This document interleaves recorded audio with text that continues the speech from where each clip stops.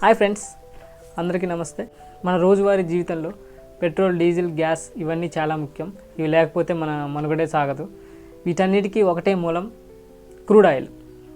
Crude oil అంటే కొన్ని million సంవత్సరాల క్రితం జంతువులు, మొక్కలు ఇవన్నీ మన యొక్క భూమి లోపల వాటి యొక్క శిథిలాలు చాలా మన భూమి లోపల ప్రెజర్కి గురయ్యి, బాగా ఒత్తిడికి గురయ్యి కొన్ని వేల సంవత్సరాల క్రితం ఇవే మన క్రూడ్ ఆయిల్గా ఏర్పడ్డాయి. ఈ క్రూడ్ ఆయిల్ ఎలా బయటికి తీస్తారంటే, ఈ క్రూడ్ ఆయిల్ అనేది ఒక నల్లటి ద్రవంలాగా ఉంటుంది, నల్లటి ఆయిల్ లాగా. దీనిని బ్లాక్ గోల్డ్ అని కూడా అంటారు.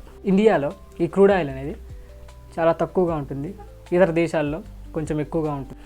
ఈ ఆయిల్ని ఎలా తీస్తారంటే పెద్ద పెద్ద డ్రిల్లింగ్ మిషన్లతో డ్రిల్ చేసి బయటికి తీస్తారు. దీన్ని వెలికి తీసిన తర్వాత రిఫైన్ స్టోర్లకు పంపించి దీన్ని బాగా ఫిల్టర్ చేసి ఇందులో ఉన్న డీజిల్, గ్యాస్, పెట్రోల్ వీటినన్నిటినీ తీసేస్తారు.